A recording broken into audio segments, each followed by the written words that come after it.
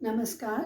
सेठ मुरलीधर मानसिंह का राजकीय कन्या महाविद्यालय भीलवाड़ा के यूट्यूब चैनल पर आपका स्वागत है। पिछले अध्ययन सत्र में हमने कार्बोहाइड्रेट के बारे में पढ़ा था, जिसमें मैंने आपको कार्बोहाइड्रेट का संरचना और वर्गीकरण पढ़ाया था। आज मैं आपको कार्बोहाइड्रेट के कार्य पढ़ाऊंगी।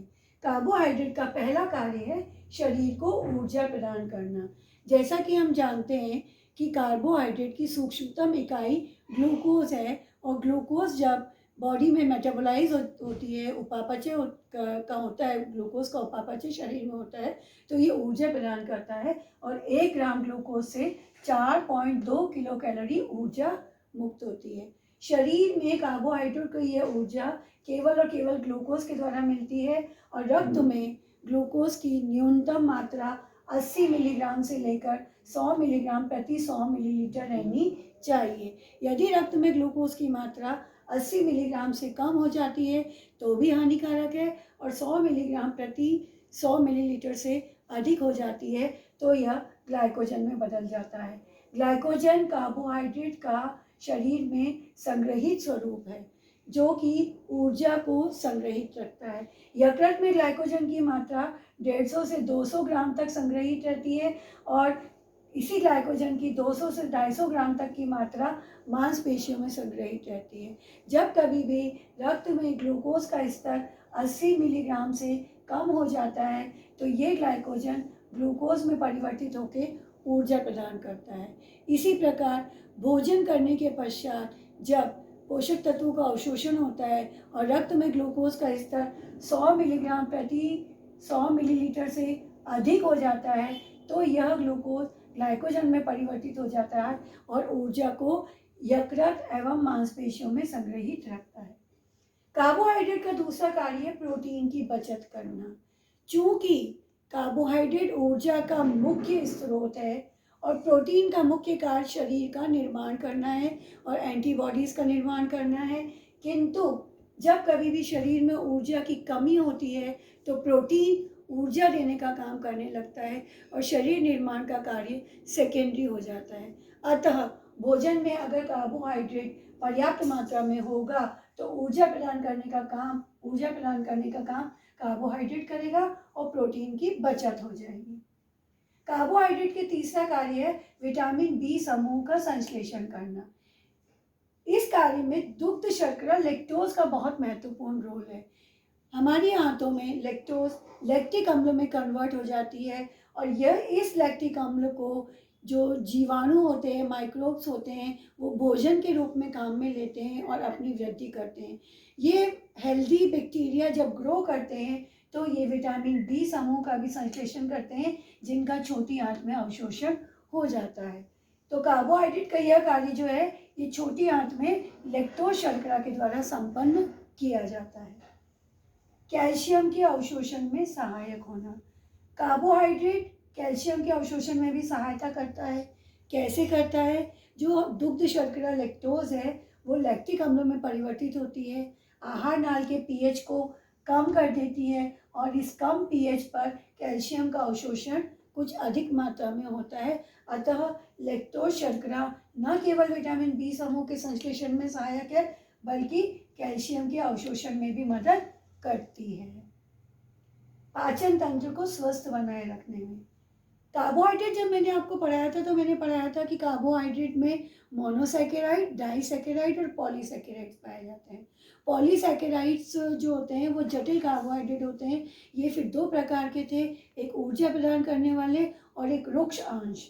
रुक्ष अंश अर्थात फाइबर या रेशा भी जिसको हम कहते हैं। रेशे का कोई कैलोरी मूल्य नहीं होता, इसका ऊर्जा मूल्य 0 होता है, किंतु यह रेशा बड़ी आंत में क्रमाकुंचन की गति अर्थात पेरिस्टाल्टिक मूवमेंट को मोटिवेट करता है, प्रेरित करता है, और अपचित भोजन को आगे बढ़ाता रहता है और शरीर से बाहर निष्कासित करने में, मल के रूप में निष्कासित करने में मदद करता है और कब्ज की समस्या को कम करता है। यानी कि भोजन में अगर आपका फाइबर अंश, रेशेदार अंश का उपयोग ज़्यादा होगा तो आपके पाचन तंत्र में क्रमाकुंचन की गति निरंतर बनती रहेगी, कब्ज की समस्या नहीं रहेगी और आपका पेट खाली रहेगा, आपका पाचन तंत्र स्वस्थ रहेगा।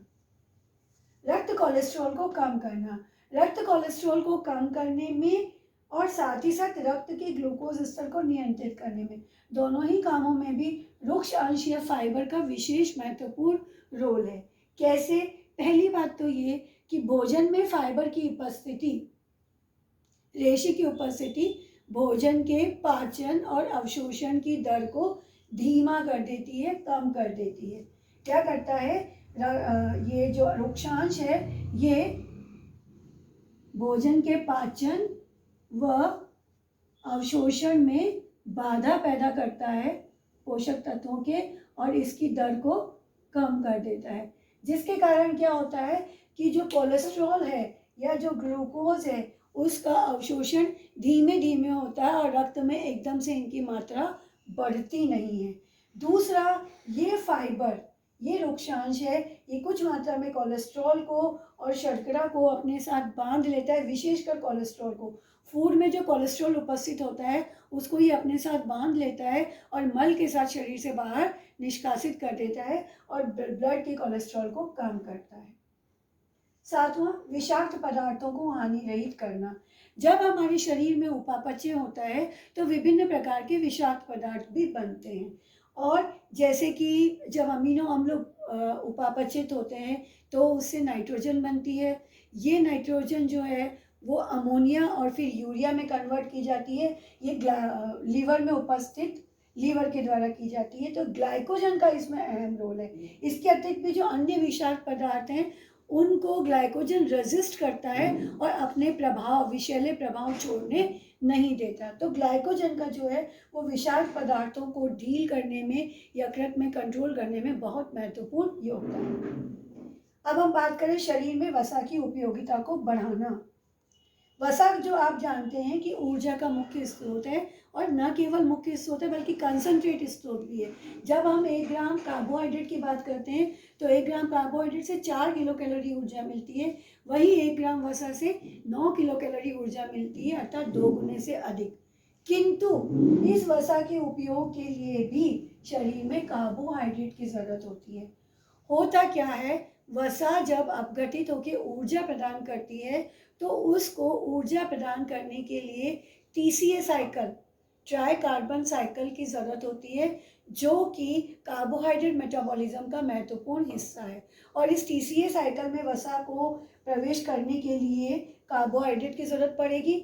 जब कार्बोहाइड्रेट पर्याप्त मात्रा में, जैसे कि न्यूनतम 100 ग्राम कार्बोहाइड्रेट प्रतिदिन, कम से कम 100 ग्राम कार्बोहाइड्रेट जब आप भोजन में लेंगे तो जो भी वसा ऑक्सीडाइज होगी उसको इतने पर्याप्त TCA साइकिल मिलते रहेंगे कि वो पूर्ण रूप से ऊर्जा प्रदान कर सके। अदरवाइज क्या होगा, वसा जब ऑक्सीकृत होगी और उसको TCA साइकिल नहीं मिलेंगे तो वो कम काम में ली हुई वसा या वसा के जो उप उत्पाद हैं, जैसे कि एसीटोन, एसिटोएसिटिक अम्ल या बीटा हाइड्रोक्सी ब्यूटायरिक अम्ल, जिनको हम कीटोन बॉडीज भी कहते हैं, उनकी मात्रा रक्त में बढ़ जाएगी और कीटो एसिडोसिस हो जाएगा। तो कार्बोहाइड्रेट की कम से कम 100 ग्राम मात्रा रक्त में कीटो एसिडोसिस को कम करने हेतु महत्वपूर्ण है। रक्त में ग्लूकोज के स्तर को नियंत्रित करना हमने कोलेस्ट्रॉल के साथ डिस्कस कर लिया था, और रुक्ष अंश का इसमें महत्वपूर्ण काम है। नेक्स्ट है धात्री माताओं में दुग्ध निर्माण में मदद करना। दुग्ध निर्माण के लिए क्या चाहिए? ऊर्जा, और ऊर्जा हमें किससे मिल रही है? कार्बोहाइड्रेट से। अतः धात्री माताओं के लिए स्तनपान है तो दुग्ध निर्माण के लिए भी हमें कार्बोहाइड्रेट की जरूरत है। अनावश्यक अमीनो अम्लों का निर्माण का प्रारंभ।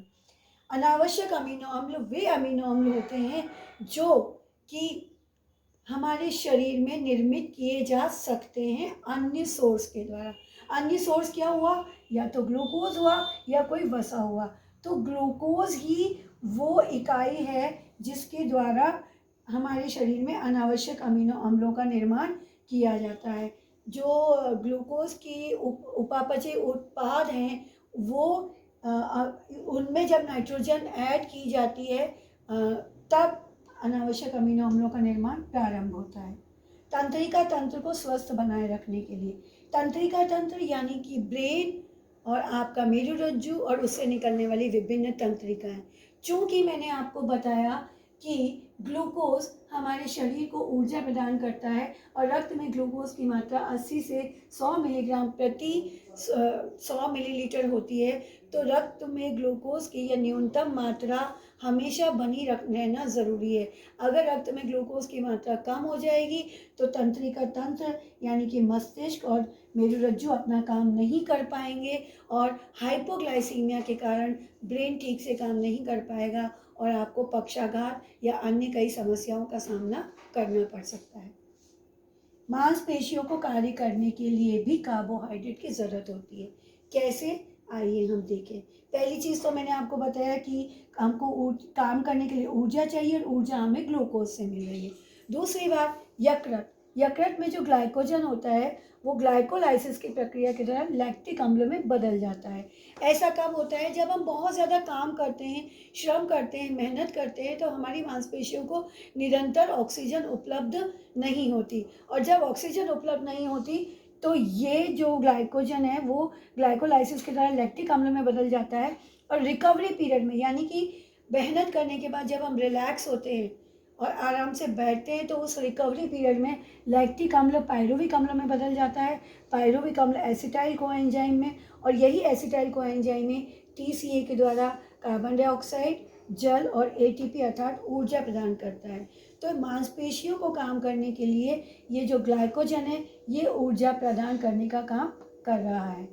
हृदय की मांसपेशियों को ऊर्जा का मुख्य स्रोत ग्लूकोज है जो कि एक कार्बोहाइड्रेट है।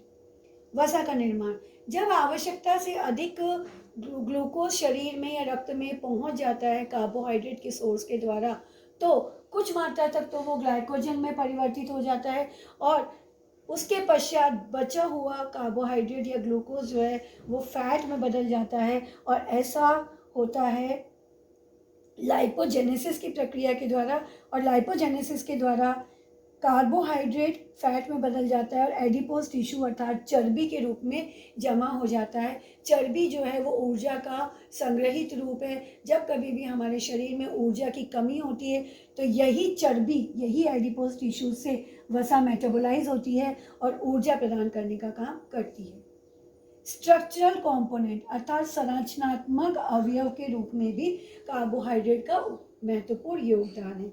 ग्लाइकोप्रोटीन अर्थात कार्बोहाइड्रेट के साथ प्रोटीन का जुड़ना और ग्लाइकोलिपिड अर्थात कार्बोहाइड्रेट के साथ लिपिड्स का जुड़ना, ये जो तत्व हैं, ये जो अवयव हैं, ये कोशिका भित्तियों का निर्माण करते हैं और कोशिका झिल्लियों का निर्माण करते हैं। इसके अतिरिक्त जो एक्सोस्केलेटन बाह्य कंकाल होता है कीड़े मकोड़ों का, इंसेक्ट्स का और माइक्रो ऑर्गेनिज्म की जो कोशिका भित्तियाँ होती हैं, सेल वॉल्स होती हैं, वो इन ग्लाइकोप्रोटीन्स और ग्लाइकोलिपिड्स की बनी हुई होती हैं और ये एक तरह के कार्बोहाइड्रेट्स हैं। राइबोज शर्करा का निर्माण, राइबोज एक पेंटोज शर्करा है और ग्लूकोज एक हेक्सोज शर्करा है। ग्लूकोज से, और ये जो राइबोज शर्करा है ये आपके आरएनए का मुख्य घटक है। आरएनए में राइबोज शर्करा और डीएनए में डीऑक्सीराइबोज शर्करा। तो ग्लूकोज से, जो कि एक हेक्सोज शर्करा है, hexose monophosphate pathway, HMP shunt भी इसको शॉर्ट में कहा जाता है, उसके द्वारा ग्लूकोज राइबोज में परिवर्तित हो जाती है और यही राइबोज बाद में आपके आरएनए बनाने में काम आती है और इस प्रकार से कार्बोहाइड्रेट का एक कार्य राइबोज शर्करा का निर्माण भी हो गया। इस प्रकार आज के अध्ययन सत्र में आपने कार्बोहाइड्रेट के विभिन्न कार्यों के बारे में अध्ययन किया। अब हम ये देखें कि हमें प्रतिदिन कम से कम कितना कार्बोहाइड्रेट लेना चाहिए। तो हमारी दिन भर की आवश्यकता का, ऊर्जा की आवश्यकता का 60 से 70% तक हिस्सा कार्बोहाइड्रेट के रूप में हमें लेना चाहिए, जिससे प्रोटीन की भी बचत हो और वसा पर भी उपापचय का प्रेशर ना पड़े ऊर्जा प्रदान करने के लिए और स्मूथली हमें ऊर्जा मिलती रहे। प्रतिदिन 300 से 400 ग्राम कार्बोहाइड्रेट जब हम भोजन में लेते हैं तो हमारी ये मात्रा पूरी हो जाती है। अगर कार्बोहाइड्रेट की हम बहुत कम मात्रा, जो मैंने आपको बताया न्यूनतम 100 ग्राम कार्बोहाइड्रेट से भी कम भोजन में लेंगे तो हमारे शरीर में ऊर्जा की कमी हो जाएगी और ऊर्जा की कमी के फलस्वरूप हम थके हुए रहेंगे, चिड़चिड़े रहेंगे, हमारी काम करने की क्षमता कम हो जाएगी और बहुत सारी अन्य बीमारियां भी हमें धीरे धीरे घेर लेंगी। वहीं अगर ऊर्जा की आवश्यकता से अधिक मात्रा हम उपयोग में लेते रहेंगे, कार्बोहाइड्रेट की अधिक मात्रा का उपभोग करेंगे, जैसा कि मैंने बताया कि कार्बोहाइड्रेट की अधिक मात्रा एडिपोज टिश्यू या चर्बी में एकत्रित हो जाती है, तो ये चर्बी आपके शरीर में बढ़ती रहेगी, जो मोटापे की तरफ आपको लेकर जाएगी। और मोटापा अपने आप में ब्लड कोलेस्ट्रॉल, उच्च रक्तचाप, हृदय संबंधित बीमारियां, डायबिटीज़ आदि कितनी ही अंतहीन बीमारियों को साथ में लेकर चलता है। अतः कार्बोहाइड्रेट ना तो आवश्यकता से अधिक कंज्यूम करना चाहिए और ना ही आवश्यकता से बहुत कम कंज्यूम करना चाहिए। एक नियंत्रित, एक बैलेंस मात्रा में भोजन में कार्बोहाइड्रेट का प्रतिदिन उपभोग करना चाहिए। धन्यवाद।